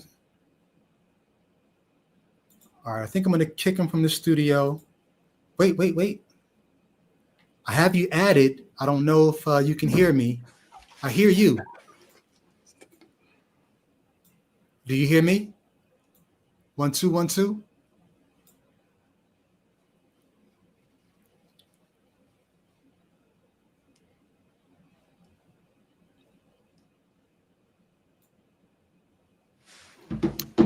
I hear you. I'm gonna drop my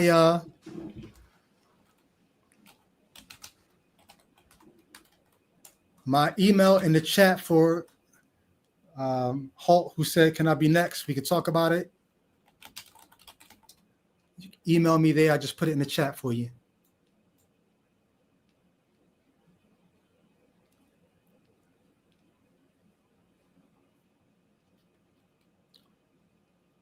We're still here, giving Mr. Biscuit a chance to reconnect what he got going on.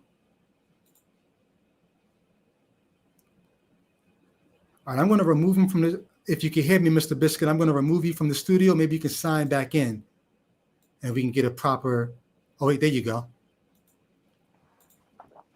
Yep. Bro, can you hear me? Yes. So my camera, my camera died. So now I'm on my phone. All right, I'm going to remove the other one from the studio. Hopefully this doesn't, okay, for sure. No, actually, I'm not even going to mess with it. I'm going to leave it alone because I don't want that to kick you out. All right. Yeah, we were having a dope conversation at first. Hopefully my audio is not terrible. I'm now using like my earpiece. It sounds hallway-ish, but it's not terrible. You're fine. Okay, good. You're fine. I had one more comment from Holt. Let me see, where was it? A super chat said, "Catholics and purgatory, y'all are making us drink." I'm not sure what is that in reference to something y'all were talking about in the chat.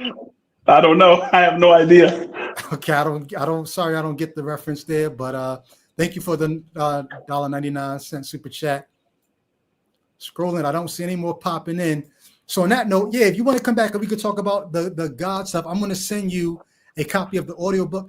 I don't know if the audiobook though would be up your alley because I wrote the book for people who had a more fundamentalist view. They people who don't see, if they see myth at all, they see myth the way C.S. Lewis saw it. When C.S. Lewis said Christianity is the one true myth, like basically, and I kind of wonder, I don't know, man, I would love to know how you got to where you are, because for most progressive Christians that are okay with using the terminology of myth, the reason why they do that is because they understand that a lot of the stories that you see in Genesis were grafted from older cosmogonies and other origin stories from the people around them. And so they realize that if they're going to be true to the academic study that's going on in Old Testament studies, they have to say that a lot of the stories you find in the book of Genesis are not stories about reality. And so they start using the term myth. Even William Lane Craig uses the term mytho-history when he refers to Genesis chapters 1 through 11. There you go. So I'm not sure how much that's what you're doing, but a lot of them, when they do that, they're okay with using myth because they realize, I can't call this historical. I can't say these are things that really happened in history. There's a kernel of truth, and the stories are the vehicles that were used to deliver those kernels. See, but if it was a historical truth, let's imagine that it wasn't myth and it was just a story in history. Like, wouldn't that be less life applicable?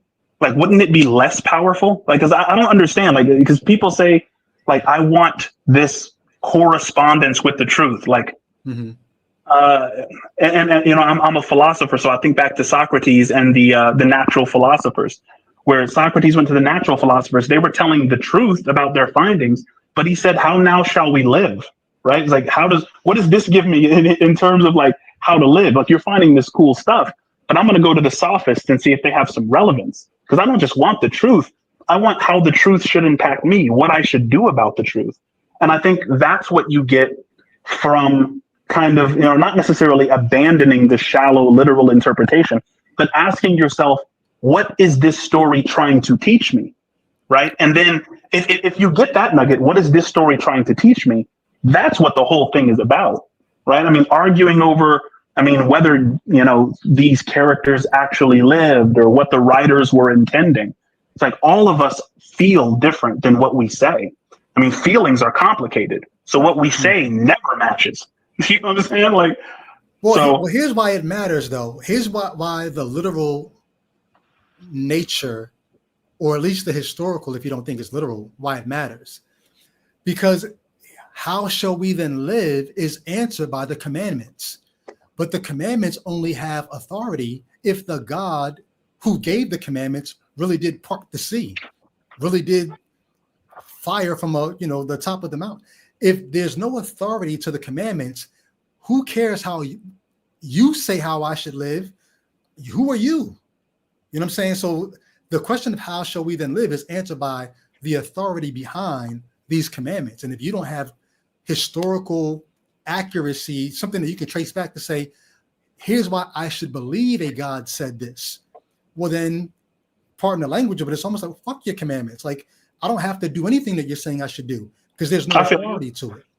Yeah, I feel you. I would say, and the thing is, I would say that the authority is like super clear.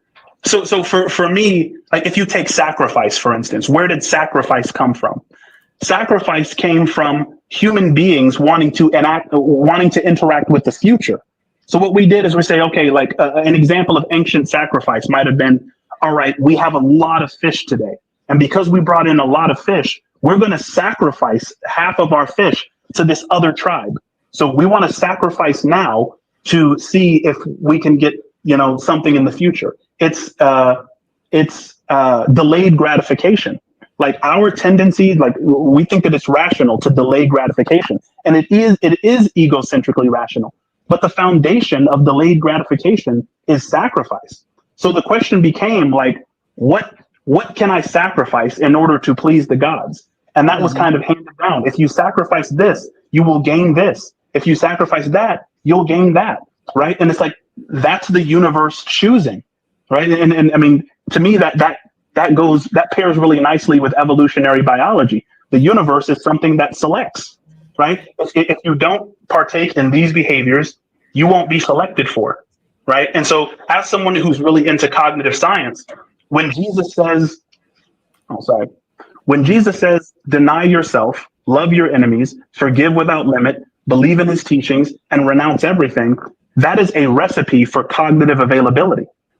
It truly and genuinely is for you. Like if you take him at his word, like those things really do free people, Yeah. So some of those, I wish we'd not had time. We used our time however we used it, but some of those tenets I think are problematic, even from a Jesus. But that's a conversation for another time. Particularly the forgive without limits. I think that's a horrible tenet to live by. Forgive without limits opens you up for me to abuse and being taken advantage of. I think there's some things that are unforgivable. And I think I think forgive doesn't mean forget, right? I mean, you can remove somebody from your life. You know what I'm saying? Mm-hmm. So a lot of people, confuse forgiveness as like, I'm just completely forgetting what you did. We're starting from square one. Yeah, I'm not saying be naive, but yeah, that's a different discussion. Yeah. So we got a super chat. Thank you. It's Sage of. I hope I'm saying your name right. Sorry if I'm not. Thank you for the $10 super chat. Says, why should we desire to seek these things in the Bible and meanings if God has no desires? Why should we desire to seek these things in the Bible and meanings if God has no desire? Why should we have desires if God doesn't? Well, we're not God, right? So I mean, we have desires as a matter of course. We want to fulfill our desires. I mean, you had a desire to ask that question. I have a desire to respond to it, right? Let me ask you a question real quick while you're answering this. Does God want us to obey it? God has no desires. God has no want us to obey it. God wants nothing. If God had a want, that means he's unfulfilled. And if he's unfulfilled, then I can imagine a higher being than God, which I cannot. So but we feel, right? So it is still accurate to say we should do the will of God, but recognize what you're saying, right? When I say do the will of God, do I literally mean God wants me to do something? No, what I mean is a fish should remain in water. What I mean is that because there is a oneness, I shouldn't entrench myself in ideas of separation. I shouldn't take distinction literally, right? Because the further I go away from what's fundamental, the more I suffer. Appreciate that. So next time we get up, if we do get a chance to talk about God, like my thing, I think God, you may have heard me say this if you watch the podcast, I think God is an ancient hypothesis. And I think even the New Age attempts to merge Christianity with Eastern ideas, I think it's trying to keep alive old ways of making sense of reality. Like you said, even controlling the future, right? Or controlling the weather, or controlling enemies, trying to regain mastery over things that we cannot control. I think religion and gods are ancient ways of doing that. And I think if we could motivate ourselves, if we could find better ways to motivate ourselves than the ancient ways, I think we will be better as humanity. But I think I respect what, to me, it seems like you're doing is you're trying to modernize the ancient way of making humans be better humans. That's what it seems like to me you're doing. And I think if we could drop the ancient language, the God talk and the spirit talk and all that, I think all the creativity that we have, all the brain power that we're using, I think we could do a better job of doing that. And just the last thing I'll say, I think we need more spirit talk and less individual talk. That's probably the fundamental distinction, right? It's like, if I can see you as a way of being, that means I can still interact with you after you die. I mean, and I know that sounds weird, but it's like, if let's say that you and I are such close friends that we have inside jokes, that we just like joking about this special thing, you know, that no one else really knows. It's just kind of between me and you. Or let's say you tease me in a way that's, you know, that I like. And it's like, you just, you know, you kind of have that way of just joking, right? That means when you die, I will still see you in other people because I'll recognize your pattern. It's the same thing. Like when my mother passed, I can now see my mother in my daughter. I can see like my daughter will do things. I'm like, oh, that's my mom. And the thing is, there's nothing wrong with saying that. Even scientifically today, human beings are ways of being. We're processes. Now, if you want to say, you know, you're an individual over there, I mean, my question would just be, what gives you the right to prioritize that low resolution?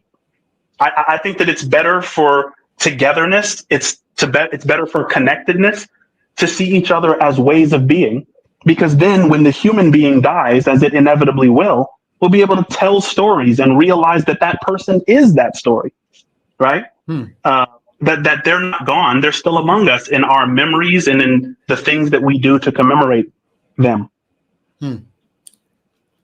Appreciate you, man. We went right up to your limit here. I know 5 o'clock on your time is your cutoff. Thank you so much, man.